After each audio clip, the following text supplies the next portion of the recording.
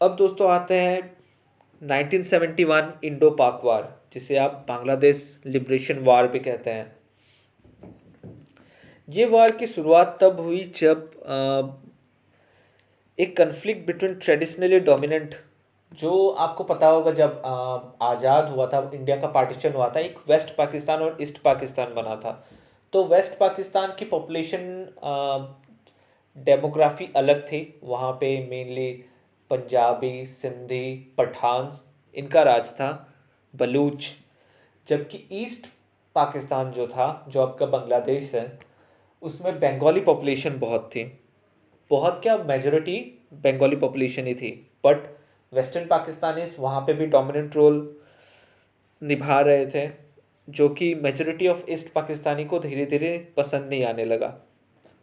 मार्च के महीने में पाकिस्तानी आर्मी ने एक बहुत ही फियर्स कैंपेन शुरू किया, जो कि सेक्सेशनिस्ट थे, जो कि अलग होना चाहते थे, एक ऑटोनॉमी स्टेट चाहते थे।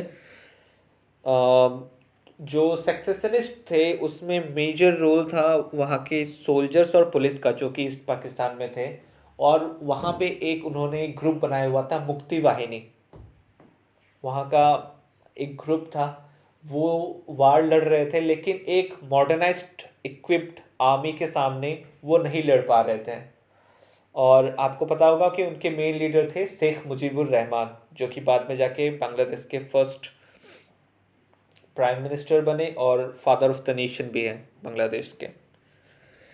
तो जब पाकिस्तानी आर्मी ने एक कैंपेन लॉन्च किया, इसके बाद 10 मिलियंस मीन्स दोस्तों 1 करोड़ पीपल 1971 में वो भाग के वेस्ट बंगाल, असम, त्रिपुरा इन राज्यों में आ गए। और यहाँ के चीफ मिनिस्टर बोलने लगे कि हेल्प मांगने लगे कि यहाँ पे तो हमारे पॉपुलेशन कम पड़ जाएगी, और बंगाली पॉपुलेशन जो कि बांग्लादेश की थी, यहाँ पे मैं कैटर कर रहा हूँ कि जो बंगाली पॉपुलेशन वो पर्टिकुलरली बांग्लादेश से जो इन्फिल्ट्रेट हो रही थी, ना कि वेस्ट बंगाल से। तो वहाँ के जो प्रेशर बढ़ने लगा, प्राइम मिनिस्टर ने सोचा कि इंडिया असिस्ट करेगा। सोचा नहीं, उन्होंने ठान लिया था कि इंडिया असिस्ट करेगा। और अप्रैल में एक कैबिनेट मीटिंग होती है।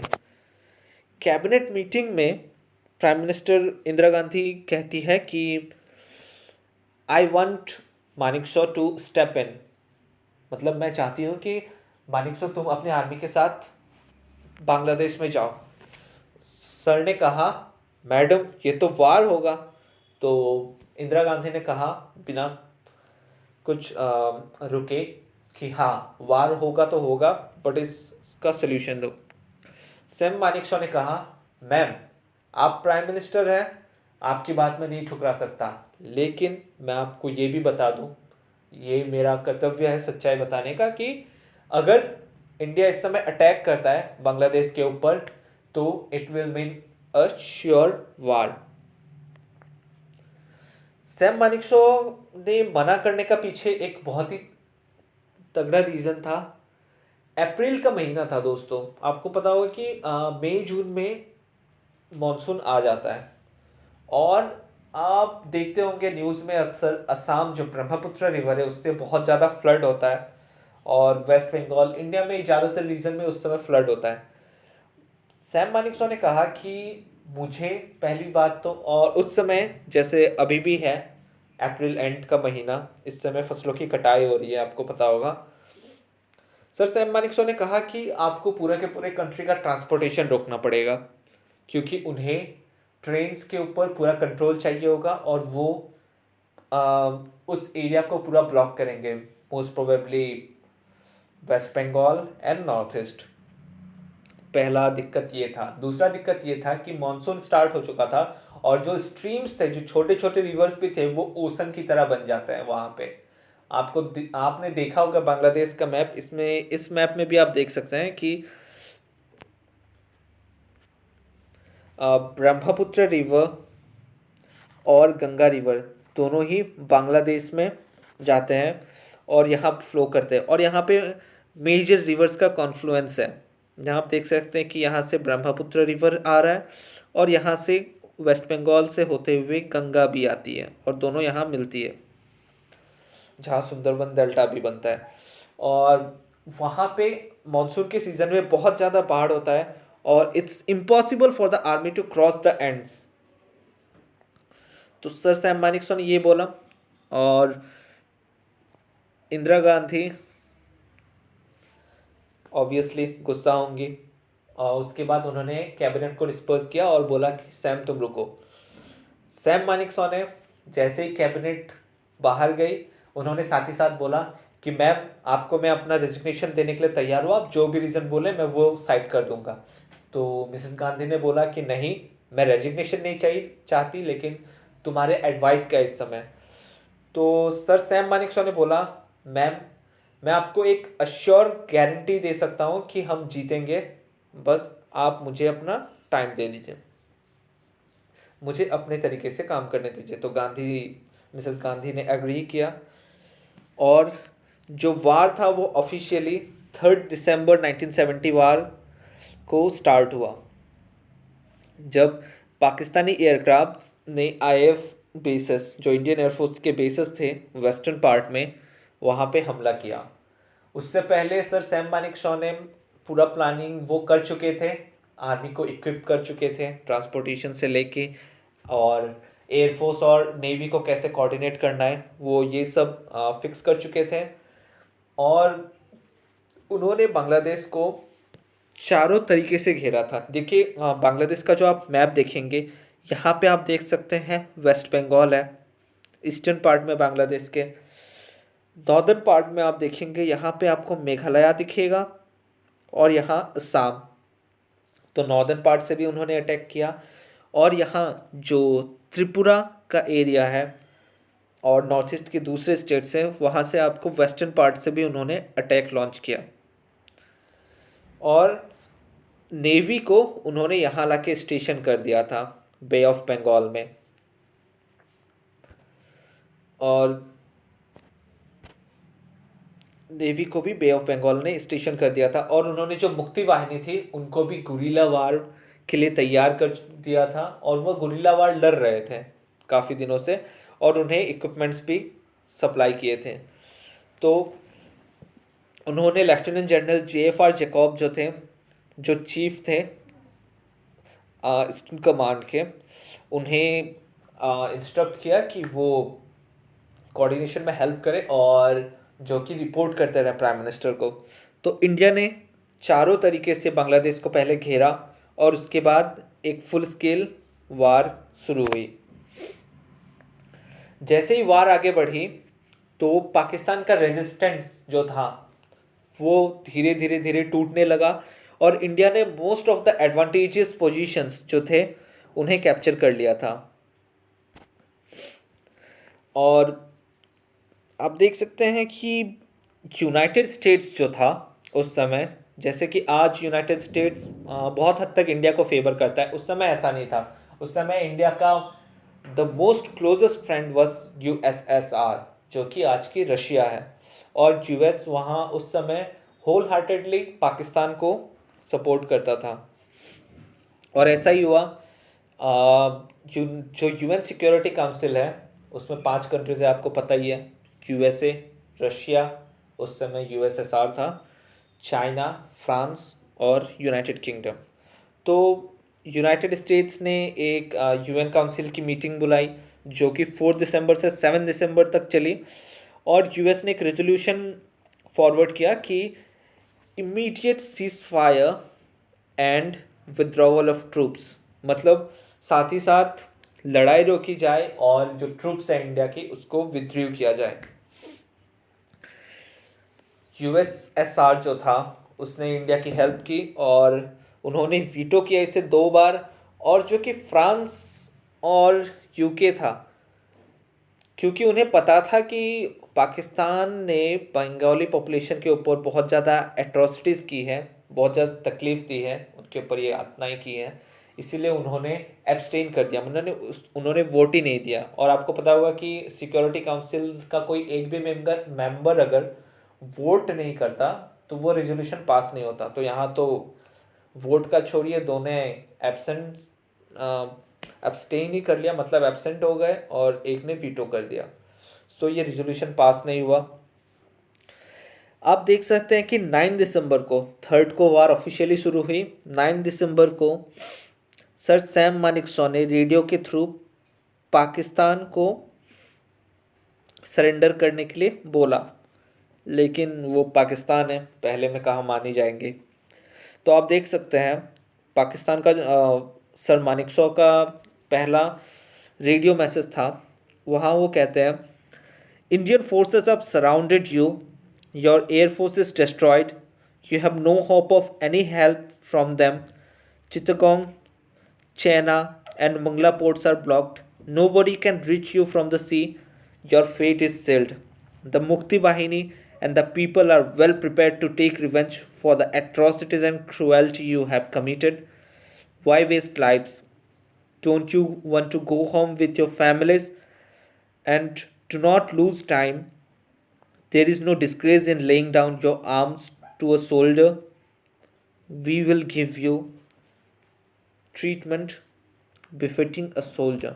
तो उन्होंने यहाँ कहा कि मैं आपको एक सोल्जर की तरह ट्रीटमेंट दूंगा और मैं गारंटी देता हूँ कि आपको कोई तकलीफ नहीं देंगे। और आप हर तरीके से घिर चुके थे, क्योंकि वेस्ट पाकिस्तान से वो एनफोर्समेंट ला नहीं सकते थे। नेवी ने यहाँ बे ऑफ बंगाल जो पोर्ट्स थे वहाँ के, चित्तगोंग एंड मंगला पोर्ट्स, उन्हें घेर के रखा हुआ था। एयरफोर्स, इंडियन एयरफोर्स ने अटैक किया था उनके जो उस समय शायद 12 एयरक्राफ्ट थे, उन्हें भी नेस्तनाबूद कर चुका था, और आर्मी तो अपना रोल निभा ही रही थी। तो उन्होंने ऐसा पहला मैसेज दिया और उन्होंने 3 मैसेज दिए थे रेडियो पे।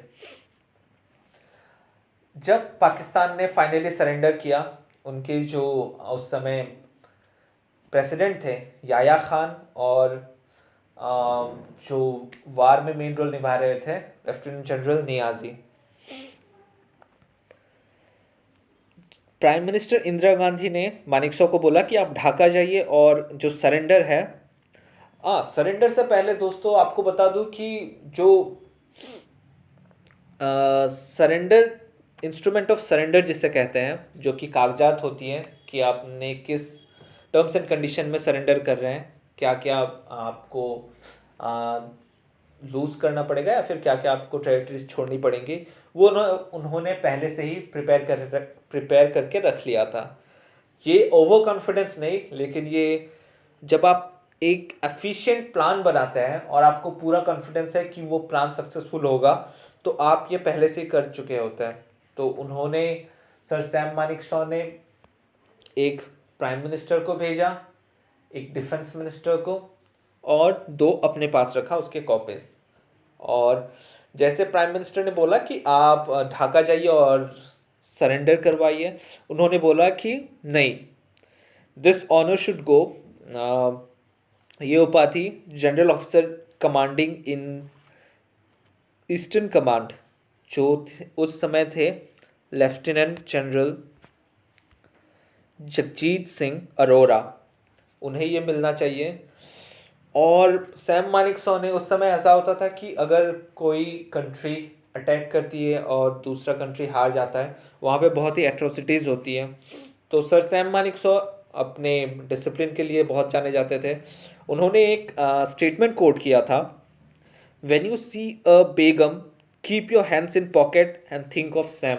मतलब आप कोई अगर जो पाकिस्तानी आर्मी थे, उनके फैमिलीज भी थे, उनके अगर बेगम को, वाइफ्स या फिर लेडीज़ को देखते हैं, तो अपने हाथ पॉकेट में रखिएगा और मेरे बारे में सोचिएगा।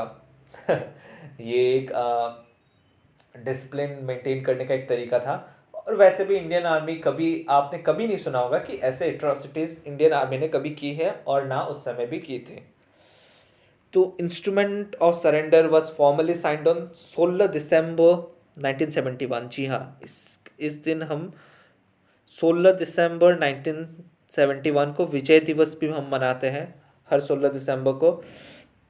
और 93,000 सोल्जर्स, आज तक के इतिहास में सबसे बड़ा जो सरेंडर कहते हैं वो इसी समय हुआ था।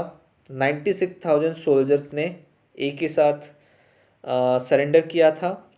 इंडियन तरफ 2000 सोल्जर्स की कैजुअलिटी हुई थी और पाकिस्तान की 6000 सोल्जर्स का कैजुअलिटी हुआ था उस समय। आप देख सकते हैं ये वो प्राउड मोमेंट था जबकि इंस्ट्रूमेंट ऑफ सक्सेशन साइन हो रहा था। आप यहाँ पे देख सकते हैं जो इंडियन साइड के बैठे हुए हैं lieutenant general JS Arora, Jagjit Singh Arora ये हैं। उसके बाद फिर पाकिस्तानी आर्मी के जो उस समय लीड कर रहे थे लेफ्टिनेंट जनरल AK नियाजी, ये इंस्ट्रूमेंट ऑफ सरेंडर साइन करते हुए। और पीछे आप देख सकते हैं कि नेवी एयरफोर्स सभी खड़े हैं वहाँ पे। वहाँ आप देख सकते हैं वाइस एडमिरल N कृष्णन को यहाँ। उसके बाद फिर एयर मार्शल HC दीवान, उसके बाद लेफ्टिनेंट जनरल सगत सिंह और उसके बाद फिर मेजर जनरल JFR जैकब।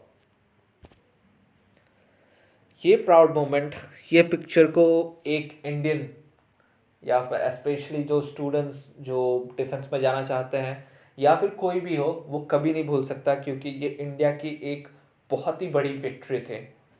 और 1962 में जो इंडिया को डिफीट हुई थी उसके बाद 1965 हमने जीता, उसके बाद हमने 1971 में इतनी बड़ी जीत हासिल की थी, ये बहुत ही बड़ी बात थी। सैम मानेकशॉ इसके बाद फिर उनकी रिटायरमेंट की डेट आ चुकी थी बट उसे 6 मंथ एक्सटेंड किया गया और ये वार से पहले ही। और उन्हें 1 जनवरी 1973 को, जी हाँ 1 जनवरी 1973 को उन्हें फील्ड मार्शल के लिए प्रमोट किया गया और 3 जनवरी को राष्ट्रपति भवन में ऑफिशियल सेरेमनी के थ्रू उन्हें वो बैटन दिया गया। ऐसा करने वाले ये इंडियन आर्मी के फर्स्ट ऑफिसर थे। जी हाँ, उसके बाद और 2 फील्ड मार्शल्स बने, एक फील्ड मार्शल्स और एक एयरफोर्स से। नेवी का कोई नहीं है फिलहाल, लेकिन आगे होप सो बहुत जल्दी होगा कोई, क्योंकि आगे की वार सारी ओशंस के थ्रू ही होने वाली है। On 15 January 1973 after a career of nearly 4 decades, 4 decades मतलब करीबन 40 साल। आपको पता होगा 1932 में उन्होंने एडमिशन लिया था IMA में और 1935 को वो कमीशन हो चुके थे। इतने 1973 में उनका रिटायरमेंट। इतने लंबे करियर के बाद उन्होंने 1973 में उनका रिटायरमेंट होता है और वो कुन्नूर, जो कि एक सिविलियन टाउन है वेलिंगटन कैंटोनमेंट, जहां उन्होंने कमांडेंट का रोल निभाया था, डिफेंस सर्विस स्टाफ कॉलेज जो कि वेलिंगटन में है, वहाँ पे वो गए। और जैसे कि वो मैंने 1947 में ही आपको बताया था कि उनका जो बटालियन था, जो रेजिमेंट था, वो जा चुका था पाकिस्तान में और वो गुरखा रेजिमेंट के साथ 8 गुरखा राइफल्स के साथ उस समय असाइंड हुए थे। और उसके बाद वो बहुत सारे रोल्स में Gurkha regiments and Gurkha battalions के साथ अलाइंड रहे। इसीलिए नेपाल की सरकार ने उन्हें ऑनररी कैप्टन बनाया। आप देख सकते हैं यहाँ पे, Nepal fitted Manekshaw as an honorary general of Nepalese army. ये बहुत बड़ा सम्मान है कि एक कोई दूसरा देश एक दूसरे देश के आर्मी जनरल को अपना ऑनररी आर्मी जनरल बना रहा है। इसके बाद जैसे कि उनका आर्मी का जो कार्यकाल था वो ख़त्म हो गया, उन्होंने बहुत सारे कंपनीज़ में इंडिपेंडेंट डायरेक्टर और board of several companies hire की। दोस्तों आज भी आप देख सकते हैं कि जो आर्मी ऑफिसर्स हायर रैंक के होते हैं,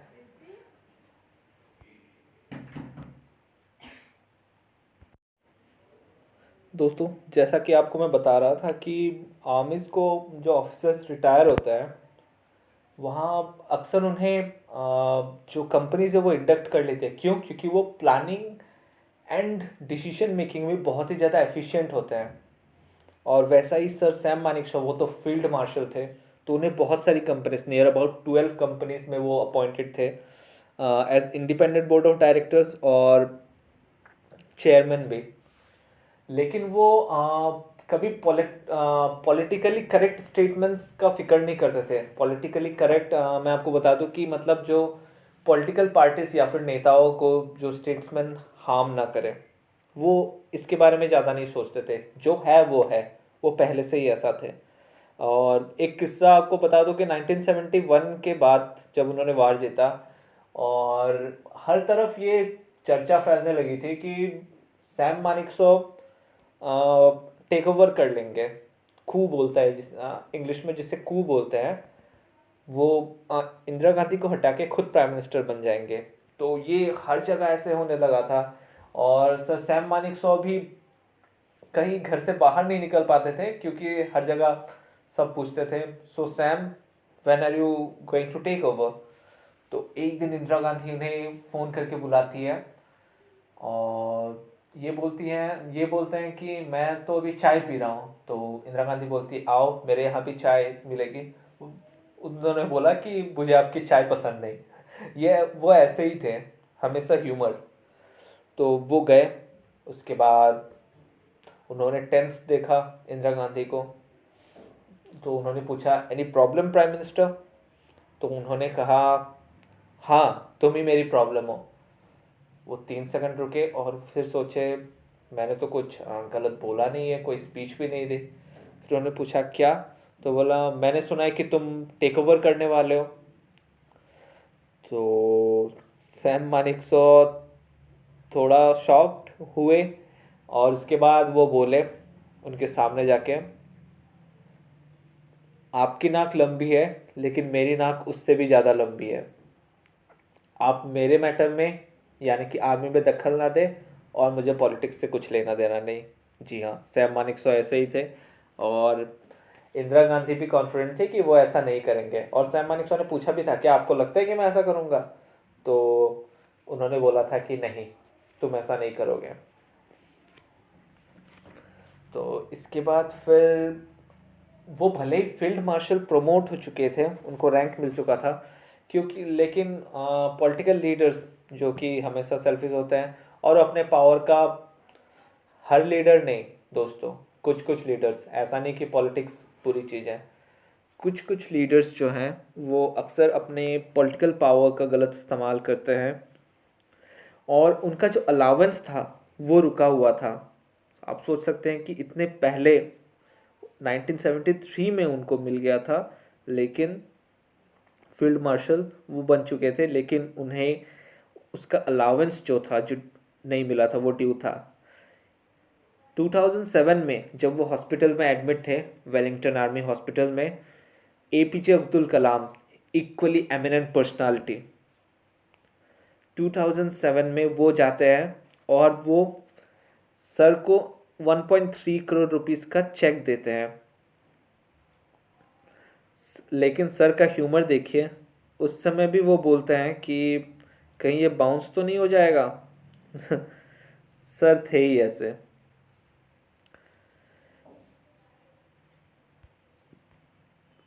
ये पिक्चर आप देख सकते हैं, सर सैम मानेकशॉ और एपीजे अब्दुल कलाम, ये उनके आखिरी के समय की तस्वीर है।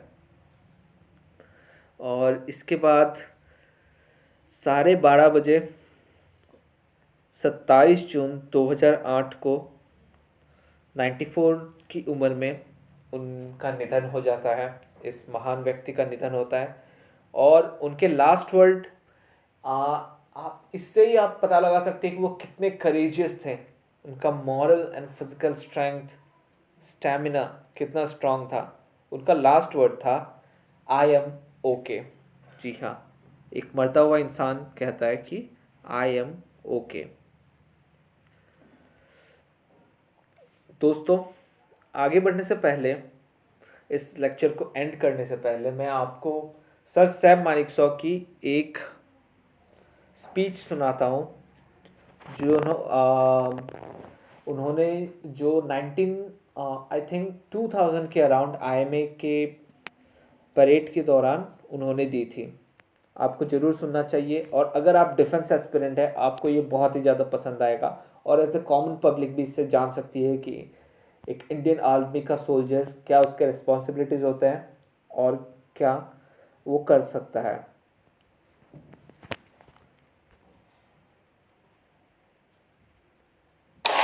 Many changes have taken place, but one thing remains the same. That is your task and your duty. You are required to ensure the security of this country against any aggressor. What does that mean for you? It means that you should have to fight, and fight to win.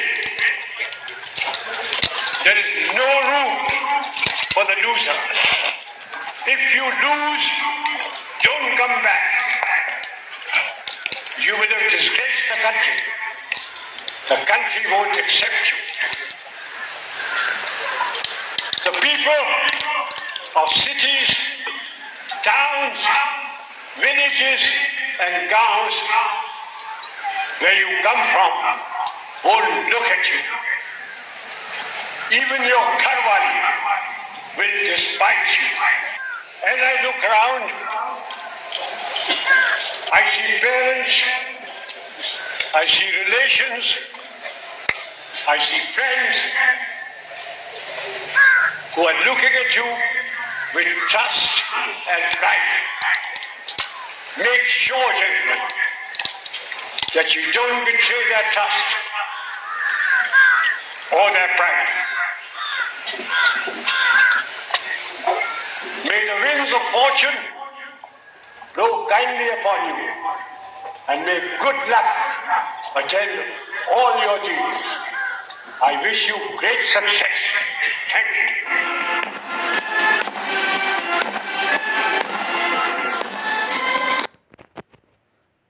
आपको ये video बहुत ही पसंद आया होगा। और दोस्तों, अगर आपने इस वीडियो के माध्यम से कुछ नया जाना, या फिर आपको ये अगर पसंद आई, तो लाइक करें, शेयर करें एंड सब्सक्राइब करें हमारे चैनल। और आपको ये अगर PDF चाहिए तो आप टेलीग्राम चैनल, जिसका डिस्क्रिप्शन में मैंने लिंक दे दिया है, और फेसबुक में आप वहाँ के PDFs ले सकते हैं। And thank you. खुश रहिए, खुशियाँ बांटते रहिए।